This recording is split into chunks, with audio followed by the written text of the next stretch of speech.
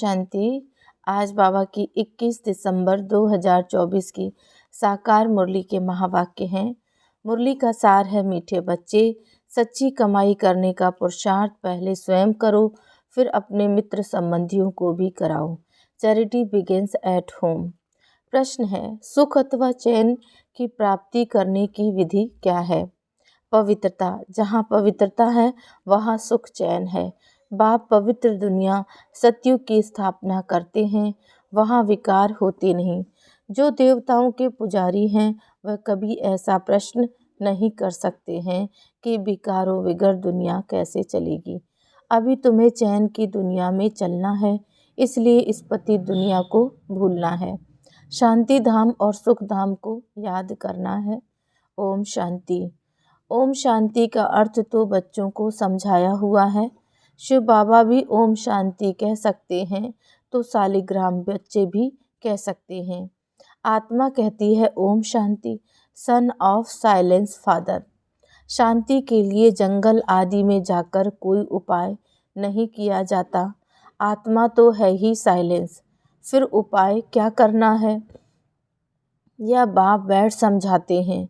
उस बात को ही कहते हैं कि वहाँ ले चल जहाँ चैन पावे।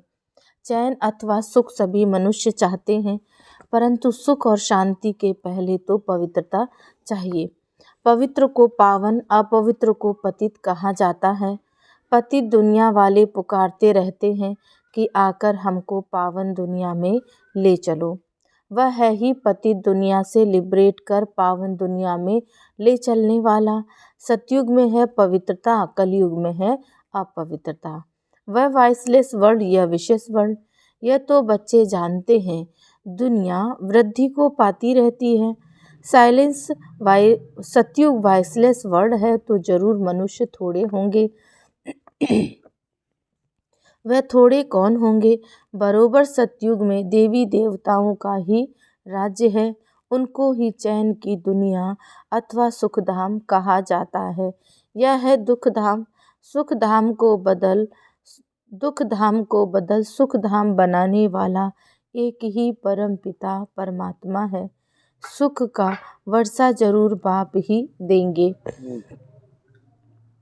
अब वह बाप कहते हैं, दुख धाम को भूलो, शांति धाम और सुख धाम को याद करो। इसको ही मन मना भव कहा जाता है। बाप आकर बच्चों को सुख धाम का साक्षात्कार कराते हैं, दुख धाम का विनाश कराए शांति धाम में ले जाते हैं। इस चक्र को समझना है। 84 जन्म लेने पड़ते हैं। जो पहले सुख धाम में आते हैं उन्हों के हैं 84 जन्म। सिर्फ इतनी बातें याद करने से भी बच्चे सुख धाम के मालिक बन सकते हैं। बाप कहते हैं, बच्चे शांति धाम को याद करो, फिर वर्षे को अर्थात सुख धाम को याद करो। पहले पहले तुम शांति धाम में जाते हो तो अपने को शांति धाम ब्रह्मांड का मालिक समझो। चलते फिरते अपने को वहाँ के वासी समझेंगे तो यह दुनिया भूलती जाएगी। सतयुग है सुखधाम, परंतु सभी तो सतयुग में आ नहीं सकते। यह बातें समझेंगे ही वह जो देवताओं के पुजारी हैं। यह है सच्ची कमाई जो सच्चा बाप सिखलाते हैं। बाकी सभी है झूठी कमाइयाँ। अविनाशी ज्ञान रत्नों की कमाई ही सच्ची कमाई कही जाती है। बाकी विनाशी धन दौलत वह है झूठी कमाई। द्वापर से लेकर वह झूठी कमाई करते आए हैं। इस अविनाशी सच्ची कमाई की प्रारब्ध सतयुग से शुरू हो त्रेता में पूरी होती है, अर्थात आधा कल्प भोगते हैं। फिर बाद में झूठी कमाई शुरू होती है, जिससे अल्पकाल क्षण भंगुर सुख मिलता है। यह अविनाशी ज्ञान रत्न ज्ञान सागर ही देते हैं। सच्ची कमाई सच्चा बाप कराते हैं, जिससे भारत सचखंड था, भारत ही अब झूठ खंड बना। और खंडों को सचखंड झूठ खंड नहीं कहा जाता। सचखंड बनाने वाला बादशाह ट्रुथ वह है। सच्चा है एक गॉड फादर, बाकी हैं झूठे फादर। सतयुग में भी सच्चे फादर मिलते हैं, क्योंकि वहाँ झूठ पाप होता नहीं। यह है ही पाप आत्माओं की दुनिया, वह है पुण्य आत्माओं की दुनिया। तो अब इस सच्ची कमाई के लिए कितना पुरुषार्थ करना चाहिए। जिन्होंने कल पहले कमाई की है वही करेंगे। पहले खुद सच्ची कमाई कर फिर पियर और ससुर घर को यह सच्ची कमाई करानी है। Charity begins at home. सर्वव्यापी के ज्ञान वाले भक्ति कर नहीं सकते। वे जब सभी भगवान के रूप हैं फिर भक्ति किसकी करते हैं। इसी दुबन से निकालने में मेहनत करनी पड़ती है। सन्यासी लोग चैरिटी बिगिंस एट होम क्या करेंगे। पहले तो वह घर बार का समाचार सुनाते ही नहीं। बोलो क्यों नहीं सुनाते हो, मालूम तो पड़ना चाहिए। बतलाने में क्या है, फलाने घर के थे फिर सन्यास धारण किया। तुमसे पूछे तो तुम झट बता सकते हो। सन्यासियों के फॉलोवर्स तो बहुत हैं। वह फिर अगर बैठ कहें कि भगवान एक है तो सभी उनसे पूछेंगे तुमको किसने यह ज्ञान सुनाया। कहें बीके ने तो सारा उनका ही धंधा खलास हो जाए। ऐसे कौन अपनी इज्जत गंवाएगा, फिर कोई खाना भी ना दे। इसलिए सन्यासियों के लिए तो बहुत मुश्किल है। पहले तो अपने मित्र संबंधियों आदि को ज्ञान दे सच्ची कमाई करनी पड़े, जिससे वे 21 जन्म सुख पावे। बात है बहुत सहज, परंतु ड्रामा में इतने शास्त्र मंदिर आदि बनने की नूंद है। पति दुनिया में रहने वाले कहते हैं अब पावन दुनिया में ले चलो। सतयुग को 5000 वर्ष हुए, उन्होंने तो कलयुग की आयु ही लाखों वर्ष कह दी है। तो फिर मनुष्य कैसे समझें कि सुख धाम कहाँ है, कब होगा।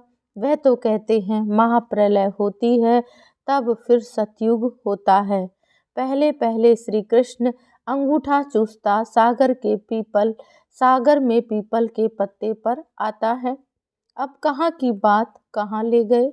अब बाप कहते हैं ब्रह्मा द्वारा मैं सभी वेदों शास्त्रों का सार समझाता हूँ। इसलिए विष्णु की नाभि कमल से ब्रह्मा दिखाते हैं और फिर हाथ में शास्त्र दे दिए हैं। अब ब्रह्मा तो जरूर यहाँ होगा। सूक्ष्म वतन में तो शास्त्र नहीं होंगे, ब्रह्मा यहाँ होना चाहिए। विष्णु लक्ष्मी नारायण के रूप भी यहाँ होते हैं। ब्रह्मा ही सो विष्णु बनता है, फिर विष्णु सो ब्रह्मा बनता है। अब ब्रह्मा से विष्णु निकलता व विष्णु से ब्रह्मा निकलता, यह सब समझने की बातें हैं। परंतु इन बातों को समझेंगे वह जो अच्छी रीति पढ़ेंगे। बाप कहते हैं जब तक तुम्हारा शरीर छूटे तब तक समझते ही रहेंगे। तुम बिल्कुल ही 100% बेसमझ कंगाल बन पड़े हो। तुम ही समझदार देवी देवता थे, अब फिर से तुम देवी देवता बन रहे हो। मनुष्य तो बना ना सके, तुम सो देवता थे, फिर 84 जन्म लेते लेते एकदम कलाहीन हो गए हो। तुम सुख धाम में बहुत चैन में थे, अब बेचैन हो। तुम 84 जन्मों का हिसाब बता सकते हो। इस्लामी, बौद्धि, सिख, ईसाई, मठ, पंथ सब कितना जन्म लेंगे, यह हिसाब तो निकालना सहज है। स्वर्ग के मालिक तो भारतवासी ही बनेंगे। सैपलिंग लगती है ना, यह है समझानी। खुद समझ जाएं तो फिर पहले पहले अपने माता पिता बहन भाइयों को ज्ञान देना पड़े। गृहस्थ व्यवहार में रहते कमल फूल समान रहना है। फिर चैरिटी बिगिंस एट होम। पियर घर ससुर घर को नॉलेज सुनानी पड़े। धंधे में भी पहले भाइयों को ही भागीदार बनाते हैं। यहाँ भी ऐसे है। गायन भी है कन्या वह जो पियर घर और ससुर घर का उद्धार करे। कुंवारी कन्या का मंदिर भी बना हुआ है, यहाँ तुम्हारे यादगार बने हुए हैं। स्वर्ग है तो यहाँ ही, राजयोग की तपस्या भी यहाँ ही होती है। जिन्हों का मंदिर है उन्हों को यह जानना चाहिए ना। अब अंदर जगत पिता जगत अम्बा आदि देव आदि देवी बैठे हैं। अच्छा, आदि देव किसका बच्चा है? शिव बाबा का। अधर कुमारी, कुमारी कन्या सब राजयोग में बैठे हैं। बाप कहते हैं मन मना भव, तो तुम बिल्कुल बैकुंठ के मालिक बनोगे। मुक्ति जीवन मुक्ति धाम को याद करो, तुम्हारा यह सन्यास है। जैनी लोग का सन्यास कितना डिफिकल्ट है, बाल आदि निकालने की कितनी कड़ी रस्म है। यहाँ तो है ही सहज राजयोग, यह है भी प्रवृत्ति मार्ग का। यह ड्रामा में नूंद है। कोई जैन मुनि ने बैठ अपना नया धर्म स्थापन किया, परंतु उसको आदि सनातन देवी देवता धर्म तो नहीं कहेंगे, वह तो अब प्रायः लोप है। कोई ने जैन धर्म चलाया और चल पड़ा, यह भी ड्रामा में है। आदि देव को पिता और जगत पिता को अम्बा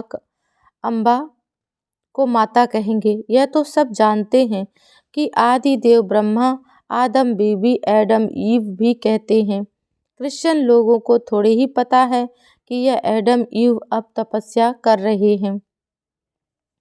मनुष्य सृष्टि के सिजरे के यह हेड हैं। यह राज भी बाप बैठ समझाते हैं। इतने मंदिर शिव के वह लक्ष्मी नारायण के बने हैं, तो उनकी बायोग्राफी जाननी चाहिए। यह भी ज्ञान सागर बाप ही बैठ समझाते हैं। परम पिता परमात्मा को ही नॉलेजफुल ज्ञान का सागर, आनंद का सागर कहा जाता है। यह परमात्मा की महिमा कोई साधु संत आदि नहीं जानते। वह तो कह देते हैं परमात्मा सर्वव्यापी है, फिर किसकी महिमा करें। परमात्मा को न जानने के कारण ही फिर अपने को शिवोहम कह देते हैं, नहीं तो परमात्मा की कितनी बड़ी महिमा है। वह तो मनुष्य सृष्टि का बीज रूप है। मुसलमान लोग भी कहते हैं हमको खुदा ने पैदा किया, तो हम रचना ठहरे। रचना को वर्षा नहीं दे सकते। क्रिएशन को क्रिएटर से वर्षा मिलता है, इस बात को कोई भी नहीं समझते। वह बीज रूप सत्य है, चैतन्य है। सृष्टि के आदि मध्य अंत का उनको ज्ञान है। सिवाय बीज के आदि मध्य अंत का ज्ञान कोई मनुष्य मात्र में हो नहीं सकता। बीज चैतन्य है तो जरूर नॉलेज भी उसमें ही होगी। वही आकर तुमको सारे सृष्टि के आदि मध्य अंत का नॉलेज देते हैं। यह भी बोर्ड लगा देना चाहिए कि इस चक्र को जानने से तुम सतयुग के चक्रवर्ती राजा अथवा स्वर्ग के राजा बन जाएंगे। कितनी सहज बात है। बाप कहते हैं जब तक जीना है मुझे याद करना है। मैं खुद तुमको यह वशीकरण मंत्र देता हूँ। अब तुमको याद करना है बाप को। याद से ही विकर्म विनाश होंगे। यह सुदर्शन चक्र फिरता रहे तो माया का सिर कट जाए। हम तुम्हारी आत्मा को पवित्र बनाकर ले जाएंगे, फिर तुम सतो प्रधान शरीर लेंगे। वहाँ विकार होता नहीं। कहते हैं विकार बिगर सृष्टि कैसी चलेगी। बोलो तुम शायद देवताओं के पुजारी नहीं हो। लक्ष्मी नारायण की तो महिमा गाते हैं, संपूर्ण निर्विकारी। जगदम्बा जगत पिता निर्विकारी हैं। राजयोग की तपस्या कर पति से पावन स्वर्ग के मालिक बने हैं। तपस्या करते ही हैं पुण्य आत्मा बनने के लिए।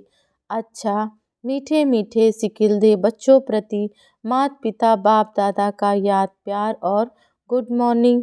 रूहानी बाप की रूहानी बच्चों को नमस्ते। हम रूहानी बच्चों की रूहानी बाप दादा को याद प्यार नमस्ते। ओम शांति। धारणा के लिए मुख्य सार है। पहली पॉइंट, इस पुरानी दुनिया को बुद्धि से भुलाने के लिए चलते फिरते अपने को शांति धाम का वासी समझना है। शांति धाम और सुख धाम को याद कर सच्ची कमाई करनी है और दूसरों को भी करानी है। दूसरा पॉइंट है, राजयोग की तपस्या कर स्वयं को पुण्य आत्मा बनाना है। माया का सिर काटने के लिए सुदर्शन चक्र सदा फिरता रहे। वरदान है, संपन्नता द्वारा सदा संतुष्टता का अनुभव करने वाले संपत्तिवान भव। स्वराज्य की संपत्ति है ज्ञान, गुण और शक्तियाँ। जो इन सर्व शक्तियों से संपन्न स्वराज्य अधिकारी हैं वे सदा संतुष्ट हैं। उनके पास अप्राप्ति का नामो निशान नहीं है। हद की इच्छाओं की अविद्या, इसको कहा जाता है संपत्तिवान। वह सदा दाता होंगे, मंगता नहीं। वे अखंड सुख शांतिमय स्वराज्य के अधिकारी होते हैं। किसी भी प्रकार की परिस्थिति उनके अखंड शांति को खंडित नहीं कर सकता।